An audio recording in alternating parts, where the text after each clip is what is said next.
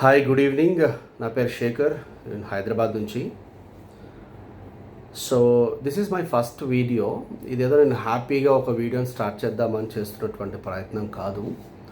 Morning నుంచి చాలా news ఛానల్స్లో అండ్ యూట్యూబ్లో కూడా, ఫేస్బుక్లో, ట్విట్టర్లో, ఇన్స్టాలో శ్రీ గరికపాటి గారు 2 తెలుగు రాష్ట్రాలకు సుపరిచితులు. రీసెంట్గా వారికి పద్మశ్రీ అవార్డు కూడా వచ్చింది తెలుగు భాష మీద వారు చేసిన సేవలకు గాను. వారు అనేక విషయాల్లో మాట్లాడుతూ ఉంటారు.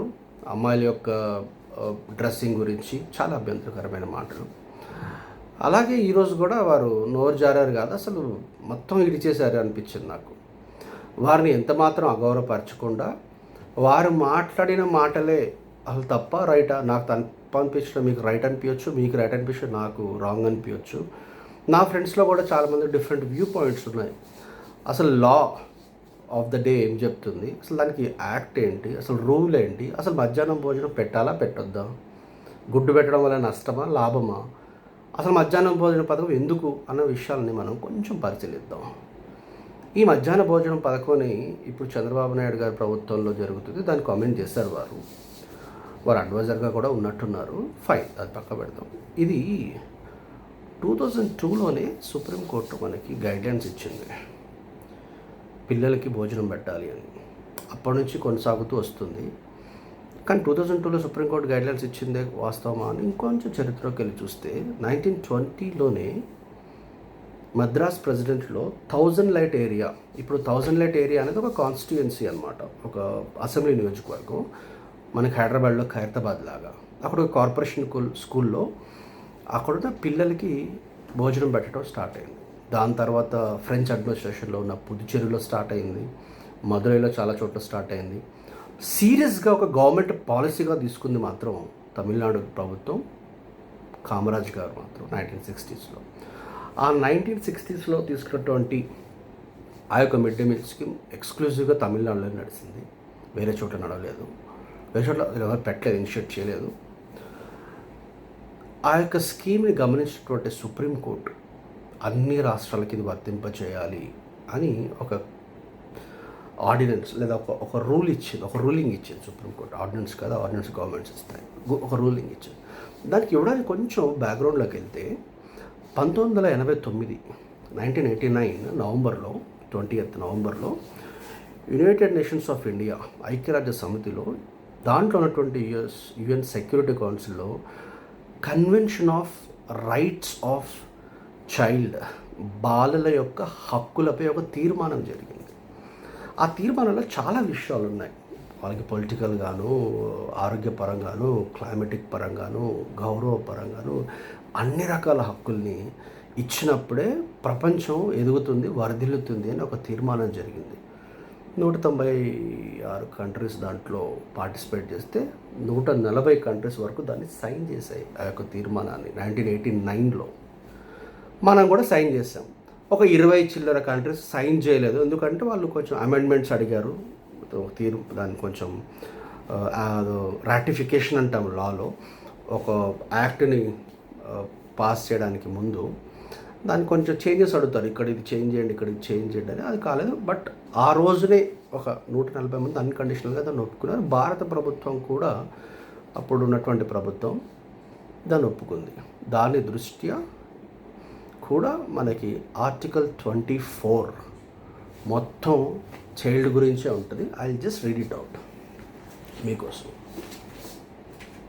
మన ఆర్టికల్ 24 భారత రాజ్యాంగం, ఇది డిడి బసు గారు రాసినటువంటి భారత రాజ్యాంగం గారి పుస్తకం, ఇది revised version. It is to be noted that the prohibition imposed by this article is absolute and it does not admit of any exception for the employment of a child in a factory or mine or in any other hazardous employment. ఎటువంటి మినహాయింపు లేకుండా పిల్లలు ఎటువంటి పనిలోకి, అందులోనూ ప్రమాదకరమైన పనిలోకి వెళ్ళడానికి వీల్లేదు. ఉదాహరణగా రైల్వేలు, పోర్టులు. సుప్రీంకోర్టు వారి ఆదేశించింది, children should not be employed in hazardous jobs in factories, కర్మాగారంలో పనిచేయడానికి వీలు లేదు. బిలో 14th వరకు అని ఈ యొక్క ఆర్టికల్ 24 చెప్తుంది. ప్రొహిబిషన్ ఆఫ్ ఎంప్లాయ్మెంట్ అని చెప్తుంది. సో 1989లో యునైటెడ్ నేషన్స్ మనం తీసుకున్న తీర్మానంను ఈ ఆర్టికల్ 24లో ఆల్రెడీ రాసుకున్నటువంటి ఈ యొక్క రాజ్యాంగంలో ఉన్నటువంటి ఈ యొక్క ఆర్టికల్ని కలిపి 2002లో గైడ్ లైన్స్ ఇచ్చింది మన సుప్రీంకోర్టు. పిల్లలు చదవాలి, పిల్లలు చదివినప్పుడే వాళ్ళు యువకులుగా ఎదుగుతారు. అప్పుడే చాలామంది విద్యావేత్తలు అవుతారు, డాక్టర్లు అవుతారు, ఇంజనీర్లు అవుతారు, బీఎస్సీ అగ్రికల్చర్ సైన్స్ తీసుకొని పొలాల్లో పంట దిగుబడిని పెంచడానికి కారకులు అవుతారు, వ్యాపారాలు చేసుకుంటారు. తద్వారా దేశం ప్రగతి సాధిస్తుంది. టీచర్స్ బయలుదేరుతారు, విద్యావంతులు బయలుదేరుతారు. దానికి బాల్యం కోల్పోకూడదు, బాల్యంలో విద్య కోల్పోకూడదు. అయితే ఇక్కడ మిడ్ డే మీల్ అనేది ఎందుకు వస్తుంది అన్న ప్రాబ్లం ఏంటి అంటే, మనం పేద దేశం, ఇది డెవలపింగ్ నేషన్ అంటాం, కానీ it's a poor country. We are a poor country. ఇప్పుడు కొంచెం డెవలపింగ్ జోన్లో పడ్డాం. ఇద్దరు పిల్లలు ఉన్నటువంటి తండ్రి, నా పిల్లలు ఇద్దరు పనికి వెళ్తే వాడొక 100 ఈడొక 100 తెస్తాడు, మాకు ఇల్లు గడుస్తుంది. నేను స్కూల్కి పంపితే మాకు ఇల్లు గడవదు, వాడికి ఫుడ్ ఎక్కడి నుంచి పెట్టాలి, మేము పొద్దున్నే లేసి పనికి వెళ్ళేవాళ్ళం అంటే, అయ్యా మీరేం వాళ్ళకి వండొద్దు, మీరు తీసుకురండి, మేము వాళ్ళకి భోజనం పెడతాము, మేము వారిని బట్టలు ఇస్తాము, మేము వారికి మేధస్సుకు సంబంధించిన విద్యనిస్తామని ప్రభుత్వాలు తల్లిదండ్రులకు భరోసా ఇచ్చి విద్యాశాలకి తీసుకొస్తున్నాయి. ఎందుకు? తద్వారా దేశ ప్రగతి రాను పెరుగుతుందని, రాబోతున్న తరాలు ఎదుగుతాయని, తద్వారా దేశం పెరుగుతుంది, దేశం యొక్క ప్రగతి పెరుగుతుంది, ఎకానమీ పెరుగుతుందని. సో మిడ్ డే మీల్ పెట్టడం అనేది వాళ్ళకి మనం చేస్తున్న ఇది ఫేవర్ కాదు, వాళ్ళకి ఏదో భిక్షిస్తున్నాం పెట్టదిక అనడం కాదు. మిడ్ డే మీల్ పెట్టడం అనేది వాళ్ళ హక్కు. కాబట్టే 2002లో సుప్రీంకోర్టు గైడ్లైన్స్ ఇచ్చిన, మన 2013లో ఒక చట్టం తీసుకొచ్చాం, నేషనల్ ఫుడ్ సెక్యూరిటీ యాక్ట్లో చట్టంలో దీన్ని కలిపాం మనం పిల్లల్ని. ఆ తర్వాత ఈ స్కీమ్ వస్తుంది. మీకు ఆశ్చర్యపోయే విషయం ఒకటి చెప్తాను. నేషనల్ లంచ్ యాక్ట్ అని 1946లో యుఎస్ఏలో ఉంది. మనం 2013లో తీసుకున్నాం ఇది, మన్మోహన్ సింగ్ గారి ప్రభుత్వంలో. 1946లోనే పాక్షికంగా గాను సంపూర్ణంగా గాను భోజనం అంటే mid day meal full meals ఇచ్చే చోట్ల కొన్ని ఉన్నాయి, కొన్ని చోట్ల లైట్గా ఇచ్చే చోట్ల కొన్ని ఉన్నాయి. ఎందుకు ఇస్తున్నారు వాళ్ళు? Why?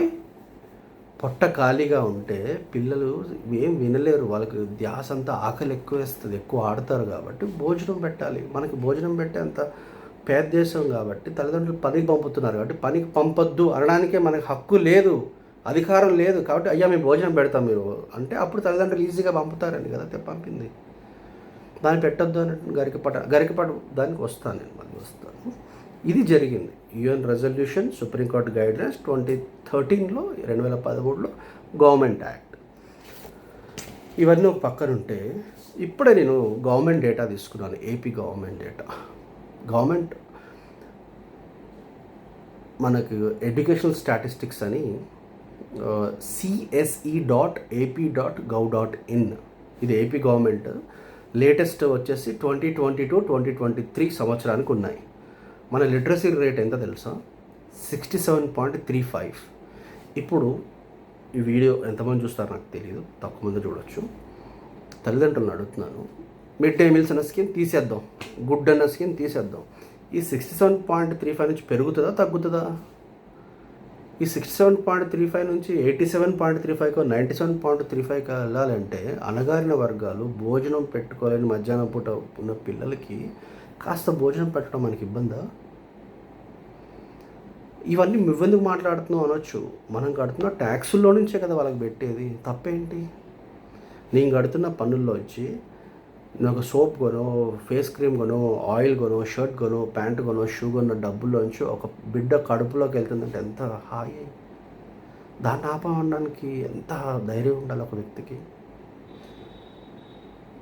Indian council for medical research 2021లో ఒక డేటా ఇచ్చింది. అది నేను యూట్యూబ్లో లింక్ కూడా ఇస్తాను, PDF లింక్ ఇస్తాను. మనకు 67% కన్నా తక్కువ పిల్లలకి 1 గ్రామ్ ప్రోటీన్ అందుతుంది ఒక ఒక కిలోగ్రామ్ వెయిట్కి ప్రోటీన్ అనే ఒక కంటెంట్ మన యొక్క బాడీలో 25 కిలోలు ఉన్నటువంటి ఒక బాలుడు బాలికకి 25 గ్రాములు ప్రోటీన్ అందాలి. అంటే ఒక గ్రాముకి అంటే 1 కేజీకి 1 గ్రామ్ లాగా. వాళ్ళు ఏమన్నారంటే ఇది 1 కిలోకి 1 గ్రామ్ అంటే తీసుకొని లేదు, 0.66 అన్న ఇద్దాం, అంటే ఒక 40% కుదిద్దాం, 34% కన్నా కుదించన్నా ఇద్దామని చెప్తున్నారు వాళ్ళు. తర్వాత నేషనల్ ఇన్స్టిట్యూట్ ఆఫ్ న్యూట్రిషన్ మన హైదరాబాద్లోనే ఉస్మాన్ యూనివర్సిటీ యొక్క పెట్రోల్ పంప్ను ఆనుకొనే ఉంది. వాళ్ళు ఇచ్చిన డేటాకి మతులు పోతాయి మనకి. ఒక కిడ్కి daily 25 grams 30 grams of protein వెళ్ళాలి, బట్ 12 గ్రామ్స్ to 20 గ్రామ్స్ కూడా హార్డ్లీ పోతుంది.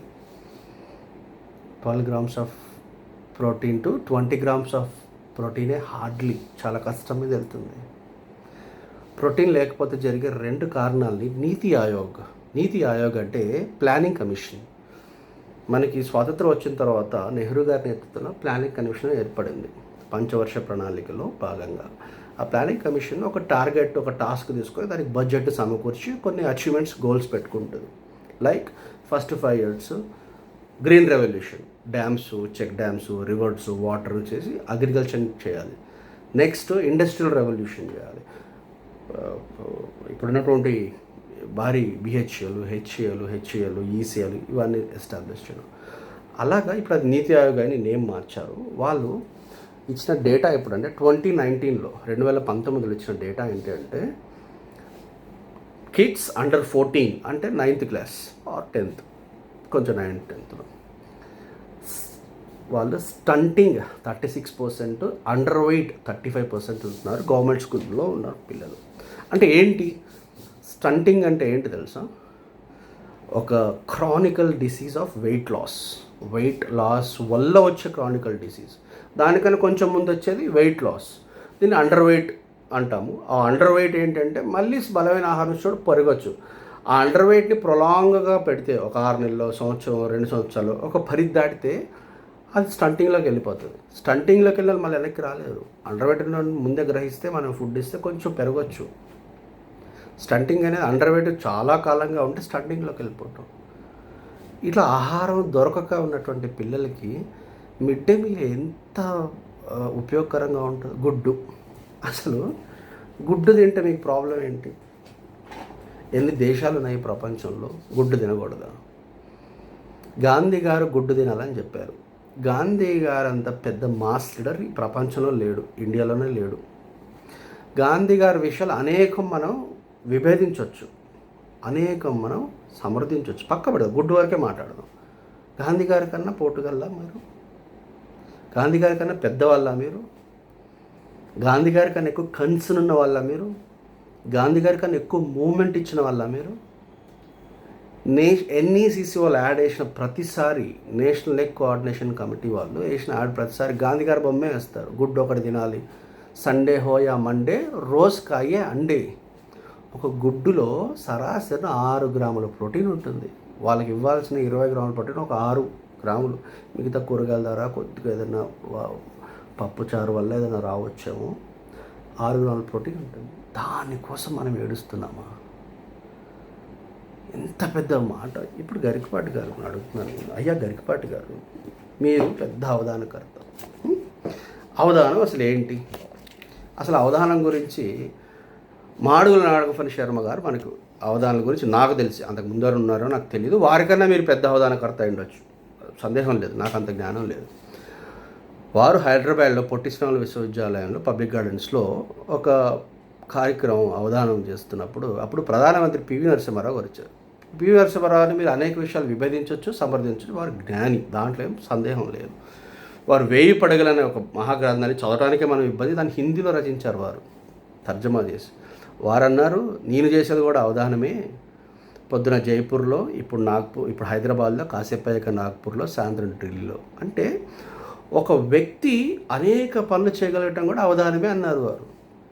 మీరు తెలుగులో ఒక సమస్యని, లేదా తెలుగులో ఒక పదాన్ని, తెలుగులో ఒక ఒక ఒక ఒక సంథింగ్ ఇచ్చినప్పుడు, ఒక ఏదైనా ఒక చమత్కారం చేయండి, ఒక పదాన్ని మల్లెపూలు అన్నంత చేయండి అంటే మీరు ఒక పద్యాన్ని అల్లుతారు. చందమామ ఒక పద్యాన్ని అల్లుతారు. అంటే ఒక భాషని వివిధ రూపాల్లో ప్రయోగం చేస్తారు. దీన్ని కొంచెం మన వాడుక జీవన పరిణామంలో కనుక చూసుకుంటే, ఒక చర్మకారుడు కాబ్లర్, ఓకే, మనం ఎస్సీ సామాజిక వర్గం అనుకుందాం తెలుగు రాష్ట్రాల్లో. ఒక 2-3 అడుగులు ఉన్నటువంటి ఒక చర్మాన్ని ఇస్తే 10 డిజైన్లు ఇస్తే ఏ డిజైన్ కావాలంటే ఆ డిజైన్ చెప్పు కుడతారు. అతని అవధానే నా దృష్టిలో. బాగా జుట్టు పెంచుకొని ఒక మంగళ షాప్ అంటే నాయిని బ్రాహ్మణులు అందాం. మంగళ అంటే ఈజీగా అందుతుంది అన్నాను, నాకు ఎటువంటి అఘోర భావం లేదు. మీకు కోరిన కటింగ్ చేస్తారు ఆయన. జులపాలు పెట్టచ్చు, అంట కటింగ్ కొట్టచ్చు, డబ్బా కటింగ్ కొట్టచ్చు, మిలిటరీ కటింగ్ కొట్టచ్చు, అబ్బాస్ కటింగ్ కొట్టచ్చు, చేయొచ్చు. అతను చేసేది అవధానమే. అతను చేసేది అవధానమే. ఒక చెక్క ముక్కు ఇచ్చి ఒక టన్ను, ఒక క్వింటాల్ చెక్క ముక్కు ఇచ్చి మన విశ్వకర్మ కంసాలిని చెక్కతో టేబుల్ చేస్తాడు, స్టూల్ చేస్తాడు, బెడ్ చేస్తాడు, టేబుల్ ల్యాంప్ చేస్తాడు, కాఫీ టేబుల్ చేస్తాడు, ఏదైనా చేస్తాడు. అతను చేసేది అవధానమే. ఎందుకు కాకూడదు? ఒక 10 కిలోల మట్టి ముద్దనిస్తే సారె మీద వేసి ఒక కుమ్మరి మీకు పెరుగుకుండా చేయమంటే చేస్తాడు, మజ్జిగ చిలకడానికి కాళ్ళ కుమ్మ చేయమని చేస్తాడు, పెరుగును తోడేయడానికి గంపలాంటికుండా చేయమని చేస్తాడు. ఒక మేదరి ఒక బొంగునిస్తే గంప నల్లుతాడు, తడికి నల్లుతాడు, ఏది కావాలంటే అది చేస్తాడు. వీళ్ళందరూ చేసేది అవధానమే. మీరు ఎక్కువ చదువుకున్నారు, మీకు ఎక్కువ వ్యాప్తి ఉంది అన్న కారణంగా మీరు పేద వర్గాలకి భోజనానికి లేక ఇబ్బంది పడుతూ చదువుకు దూరం అయిపోతున్న వాళ్ళని ప్రభుత్వం బతిమాలి తెచ్చుకొని, ప్రభుత్వం మేము చాకుతాం, మేము చూస్తాం, మీ బాధ్యత, మిమ్మల్ని చూడటం మా బాధ్యత, చదువుకోవడం మీ హక్కు, మీకు భోజనం లేదా మేము ఇస్తామండి, మీకు పుస్తకాలు లేవో మేము ఇస్తామండి, మీకు చదువు మేము చెప్తామని కొన్ని వేల కోట్లు వాళ్ళ మీద పెడితే ఆ యొక్క స్కీమ్ని విద్యలో భాగం అది. మీరు అంటారు చదువు చెప్తాం, అది వేరు. చదువు, ఆటలు, క్రీడలు, భోజనము, వాళ్ళకి వస్త్రము, వాళ్ళకి పుస్తకాలు, సంచి, వాళ్ళకి ఒక ఎన్వైర్న్మెంట్ క్రియేట్ చేయడం, ఇదంతా చదువులో భాగమే. మీరు నేషనల్ ఎడ్యుకేషన్ మిషన్ యొక్క గెజెట్ చూడండి, పద్మశ్రీ అవార్డు కదా మీకు. ఇవన్నీ చదువులో భాగమే. చదువు అంటే అయ్యగారు బోర్డు మీద చెప్తారు, మీరు అది వినటమే చదువా? అది 10%, 90% అదంతా కలిపితేనే. అది అత్యంత హేయం, అత్యంత బాధాకరం. మిమ్మల్ని గౌరవ ముఖ్యమంత్రి నారా చంద్రబాబు వర్యులు పిల్లలకి మీరు జ్ఞానం చెప్పమన్నారు. మీరేమో ఇంజనీరింగ్ కాలేజీకి వెళ్ళి అమ్మాయిలు టైట్లు బనీన్లు వేస్తున్నారు, వాళ్ళకి చూస్తే నేనే ఆగట్లేదు అంటున్నారు. ఇది ఆన్ రికార్డ్. చాలా బాధ్యతతో మాట్లాడుతున్నాను, నేను బాధతో మాట్లాడుతున్నాను. మీరు అన్న మాటలే, నేను ఎక్కడా వక్రీకరించట్లేదు. నా కూతురో నా మేనకోడలో ఒక ఇంజనీరింగ్ కాలేజీకి వెళ్తే మీరు నా మేనకోడలి జ్ఞానాన్ని ప్రసాదించకుండా ఆయమ్మ యొక్క బ్రెస్ట్ ఫార్మేషన్, థై ఫార్మేషన్ గురించి మీరు మాట్లాడుతున్నారు. అనుష్క ఫోటో చూస్తే నేనే ఆగలేకపోతున్నాను, నా కొడుకు నా కాళ్ళ దగ్గర ఉండి ఆ పేపర్ చూస్తున్నాడు వంగి అని చెప్తున్నారు. మీరు నేనే ఆగలేకపోతున్నాను, నా కొడుకు ఎంత అంటున్నారు మీ అబ్బాయిని గురించి. మీ అబ్బాయికి ఎంత చక్కటి పేరు పెట్టారు సార్ మీరు. గరికపాటి గురజాడ ఒక అభ్యుదయవాది. ఏంటి మీరు మాట్లాడే మాటలు? మీ పైపెచ్చు అంటున్న మాటలు ఏంటంటే, మీరు అక్కడ చాలా జ్ఞానవంతులు చప్పట్లు కూడా కొట్టారు. నా యొక్క మాటని అనేక మంది వింటున్నారు 2 రాష్ట్రాల కాబట్టి చెప్తున్నాను, తీసేయండి. చదివితే చదవండి, లేకపోతే లేదు. చదువు మీకేం ప్రాబ్లం అండి? మీకేంటి ప్రాబ్లం? మీకు చాలా ఈజీగా ఫ్లైట్ టికెట్స్ వచ్చేస్తాయి. తానా వల్ల నాటా వల్ల పిలుస్తారు, వెళ్తారు, 4 దేశాలు చూస్తారు. మీరు తెలుగు భాష గురించి చెప్పండి. వేరే జీవన ప్రమాణాల గురించి మాట్లాడడానికి హక్కు మీకు ఎక్కడుంది? వాళ్ళ యొక్క జీవన ప్రమాణాలను మార్చలేనప్పుడు. మీరు చదువుకున్నారు బాగా, వేరే వాళ్ళు చదువుకోకూడదా? మీరు చదువుకున్నప్పుడు మీకున్నటువంటి ఫినాన్షియల్ కండిషన్స్, సోషల్ కన్స్ట్రెంట్స్ వాళ్ళకి లేవు కాబట్టి ప్రభుత్వం వాళ్ళకి భరోసాగా ఉంది. నాలాంటి ట్యాక్స్ పేర్లు వాళ్ళకి భరోసాగా ఉన్నారు. మీకేంటి వచ్చిన ప్రాబ్లం? ఇలాంటి మాటల్ని మాట్లాడిన మీ మీద తక్షణం ఈ యొక్క మాటల్ని సంధిస్తూ ఒక 4 వ్యక్తులు మాట్లాడాలని మాత్రం నేను కోరుకుంటున్నాను. ఆ 4 వ్యక్తుల కన్నా ముందు రాష్ట్ర విద్యాశాఖ మంత్రి శ్రీ నారా లోకేష్ గారు దీన్ని అడ్రస్ చేయాలి ఖచ్చితంగా. మీరే అక్కడ ఎడ్యుకేషన్ మినిస్టర్, మీరే కాబో సీఎం. సరే కాబో సీఎం కాదు, ఎలక్షన్స్ అది వేరే విషయం. మీరు కంపల్సరీ మాట్లాడాలి. మీరు అన్నిట్లో చాలా బాధ్యతగా మెలుగుతున్నారు, చాలా బాధ్యతగా రెస్పాండ్ అవుతున్నారు నమ్మకంతో నేను మాట్లాడుతున్నాను సార్. ఇది కరెక్ట్ కాదు. వారు ఇంకొకసారి గతి తప్పకుండా, మతి తప్పకుండా కొంచెం బాధ్యతతో మాట్లాడాలి, సైలెంట్గా ఉండమనండి. అవధానం వస్తే ఎవరికి ఎక్కువ? ఆయన పొట్టకూటు కోసం ఆయన చేస్తున్నాడు, ఇంకో పొట్టకూటు కోసం ఒక కుండలు చేస్తున్నాడు, ఇంకో పొట్ట కోసం ఒక చెప్పులు కొడుతున్నాడు, ఒక పొట్టకూటు కోసం కటింగ్ చేస్తున్నాడు, ఇస్త్రీ చేస్తున్నారు, రకరకాల పనులు చేస్తున్నారు. టీచర్లు ఉన్నారు, వాళ్ళు చేసేది అవధానమే, ఎవరికి ఎట్లేదు. It doesn't mean you get a license to criticise anybody. అంటే సర్టన్ క్లాసెస్ మాత్రమే వెళ్తాయి. మీరు ఇక్కడ గమనించాల్సింది, రెడ్డి పిల్లవాళ్ళు, నాయుడు పిల్లవాళ్ళు, కమ్మ పిల్లవాళ్ళు అంటే కొంచెం కలిగిన పిల్లలు, కొంచెం డబ్బులున్న పిల్లలు, ఇక్కడ కులాల గురించి నేను మాట్లాడలేదు. కొంచెం కలిగిన కుటుంబాలు అనబడిన వాళ్ళు ఎక్కువ శాతం వెళ్ళరు. ఎక్కువ బీసీలు, ఎస్సీ, ఎస్టీలు వెళ్తారు. అంటే ఆ క్లాసెస్కి ఏంటి మీరు భోజనం మేము పెట్టేది, ఏంటి మీకు చదువు మేము చెప్పేది, ఏంటి మీకు పుస్తకాలు మేము ఇచ్చేది అంటున్నారా? So are you trying to say though certain classes does not deserve food and education? నాకైతే అలాగే అనిపించింది. వారి యొక్క భాష తీరు, మాట్లాడినటువంటి పదులు. గౌరవమైనటువంటి నారా లోకేష్ గారు దీని మీద మాట్లాడాలి. వారికి ఎటువంటి పదవి ఇచ్చి దయచేసి మనుషుల్ని వారితో తిట్టించే పని చేయకండి నారా లోకేష్ గారు. ఒకటి. రెండు, ఎడ్యుకేషన్ గురించి చాలాసార్లు మాట్లాడినటువంటి డాక్టర్ కత్తి పద్మారావు గారు, ఐ థింక్ వారు కొంచెం సీరియస్గా ఉన్నట్టున్నారు. హెల్త్ అంతగా సహకరించట్లేదు, సీరియస్ కాదు, హెల్త్ అంత సహకరించడం. ఒక ప్రెస్ నోట్ అయినా రిలీజ్ చేయాలి. విజయ్ కుమార్ ఐఏఎస్ గారు, లిబరేషన్ కాంగ్రెస్ పార్టీ వారు చాలా బాగా మాట్లాడతారు ఎడ్యుకేషన్ గురించి. వారు పైకి వచ్చిందే వారి యొక్క సామాజిక వర్గాల్లో education is the key. Education లేకపోతే వారు లేరు, కాబట్టి వారు మాట్లాడాలి. పివి సునీల్ కుమార్ ఐపీఎస్ గారు, వారు ఎడ్యుకేషన్ గురించి చాలా అడ్వకేట్ చేస్తారు, మాట్లాడతారు, కాబట్టి వారు మాట్లాడాలి.